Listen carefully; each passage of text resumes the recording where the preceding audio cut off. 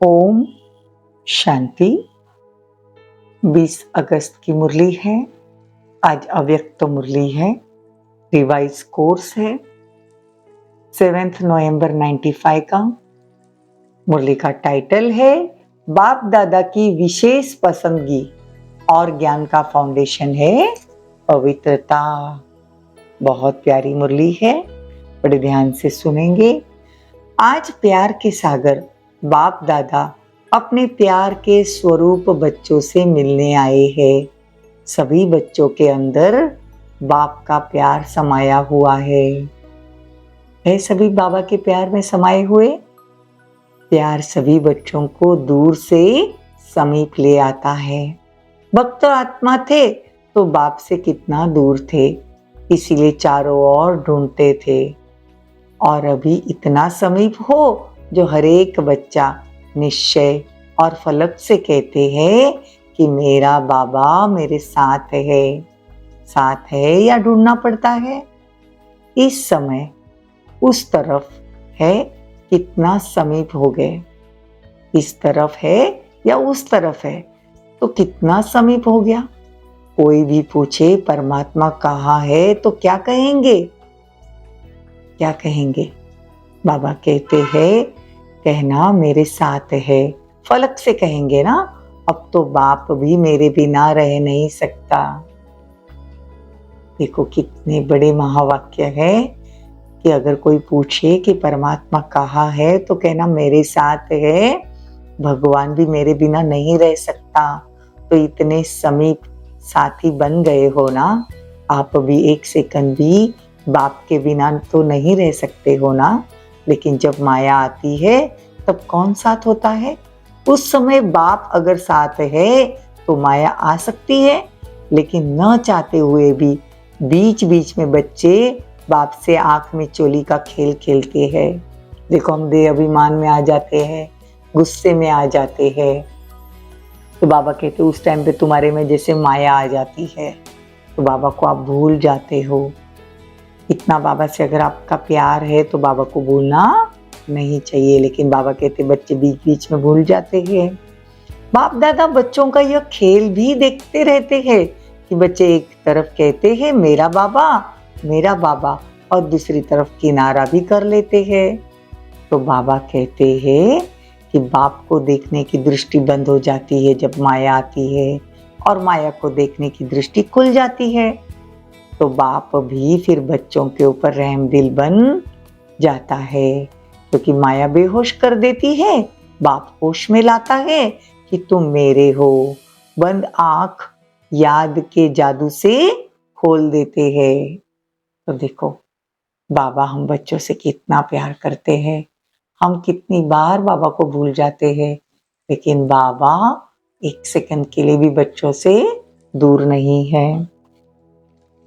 बाबा कहते हैं कि कितना बाबा बाबा करते हैं, लेकिन बाप दादा को भी आश्चर्य पड़ता है कि बच्चे जो बाबा बाबा करते हैं, जान कुर्बान करने की बातें करते हैं। जान कुर्बान तो छोड़ो, लेकिन प्यार की निशानी है न्योछावर होना। तो जो कहे वो करना। अगर किसी से प्यार है तो वो जो कहता है वो हम मान लेते हैं ना। तो बाबा कहते हैं प्यार की निशानी ही है कि अगर आपको बाबा से प्यार है तो बाबा कहे कि बाहर का नहीं खाना तो नहीं खाना। बाबा ने कहा प्याज लहसुन नहीं खाना तो नहीं खाना। तो जिससे प्यार होता है ना, तो उधर क्वेश्चन नहीं होता है, सिर्फ हाजी का पाठ होता है। प्यार का अर्थ ही है जो प्यार वाला पसंद करे वो करना। अगर मानो प्यार करने वाला एक बात कहता है और दूसरा और कुछ कहता है तो क्या होगा? प्यार होता है या झगड़ा होता है? ये तो सब अनुभवी है ना। तो बाबा कहते हैं कि इस समय प्यार कहेंगे कि अच्छी तरह से लाठी उठाकर एक दो को लगाएंगे तो झगड़ा हो जाता है। लेकिन बाबा कहते हैं बाप को क्या पसंद है? बाप दादा कहते हैं कि समान बनने में तो कोई बातें आती है।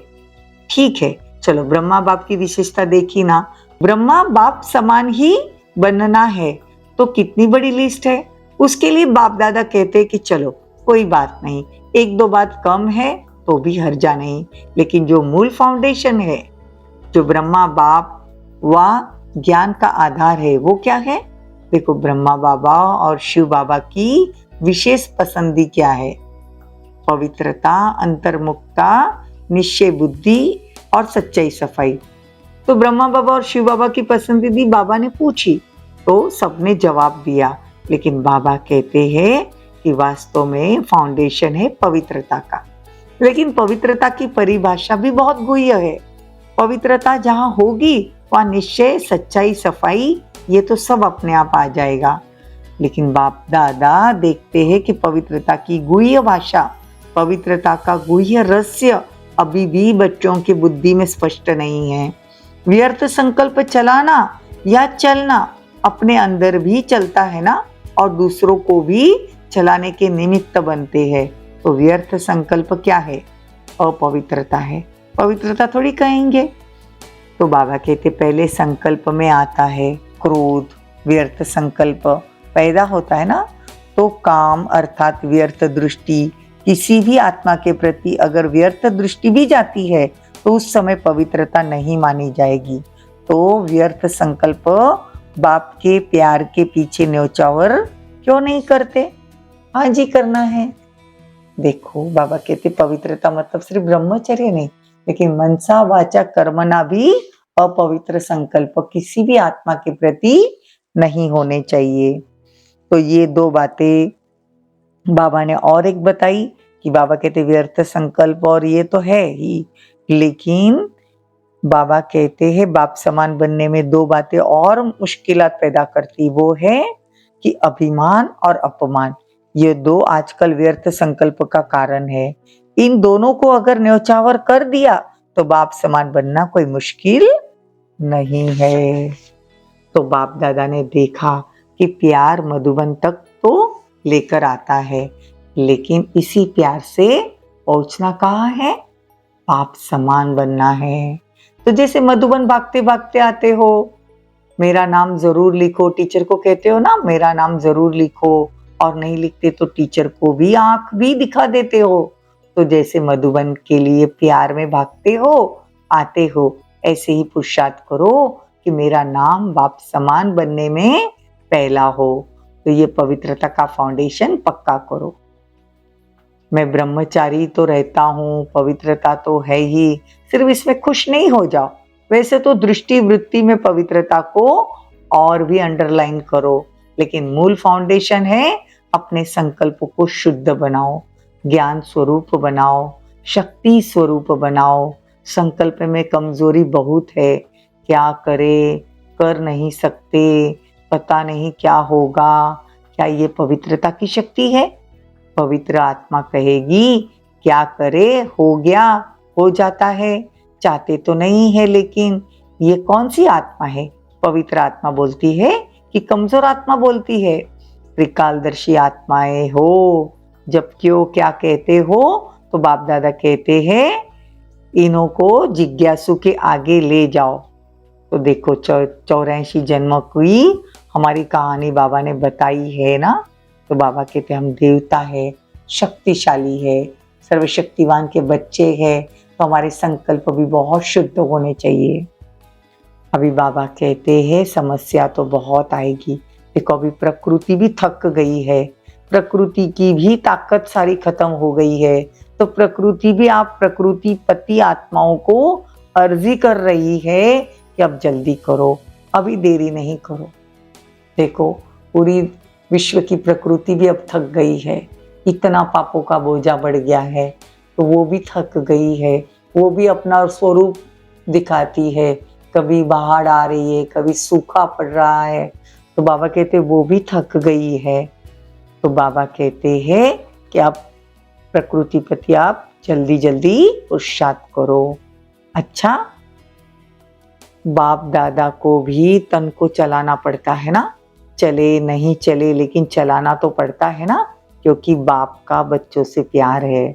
देखो बाबा दादी के तन में आते थे, दादी के तन को चलाना पड़ता था, दादी को बहुत तकलीफें थी। तो बाबा कहते हैं कि मुझे इस शरीर का आधार लेना पड़ता है बच्चों के प्यार के लिए, तो इतने प्यार वाली आत्माएं आवे और बाप रूरिहान नहीं करे तो कैसे होगा? तो जबरदस्ती भी चलाना पड़ता है। अच्छा, सभी खुश हो, बाप मिला संतुष्ट है ना? तो चारों ओर के पदम गुना प्रेम स्वरूप आत्माओं को, सदा स्वयं को निर्विकल्प बनाने वाले विशेष आत्माओं को, बाप दादा और निर्विघ्न सेवा के लगन में मग्न रहने वाली आत्माओं को, सदा बाप के स्नेह में न्योचार होने वाले सभी आत्माओं को बाप दादा का याद प्यार और नमस्ते।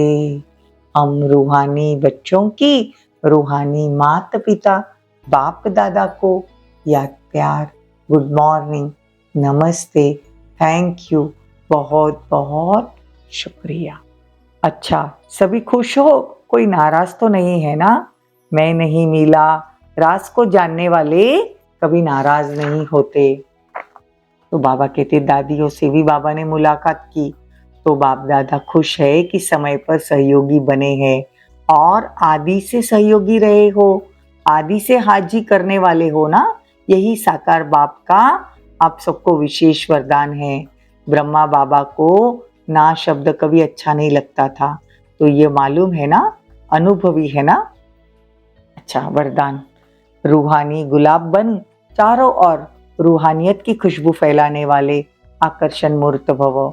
सदा स्मृति रहे कि हम भगवान के बगीचे के रूहानी गुलाब है। रूहानी गुलाब अर्थात कभी भी रूहानियत से दूर होने वाले नहीं। जैसे फूलों में खुशबू समाई हुई होती है, ऐसे आप सब में रूहानियत की खुशबू ऐसी समाई हुई हो जो ऑटोमेटिक चारों ओर फैलती रहे और सबको अपनी ओर आकर्षित करती रहे। अभी आप ऐसे खुशबूदार व आकर्षण मूर्त बने हो, तब आपके यादगार मंदिर में भी अगरबत्ती आदि से खुशबू करते हैं। स्लोगन, परोपकारी वह है जो स्व परिवर्तन से विश्व परिवर्तन करने के निमित्त बनते हैं। ओम शांति, ओम शांति।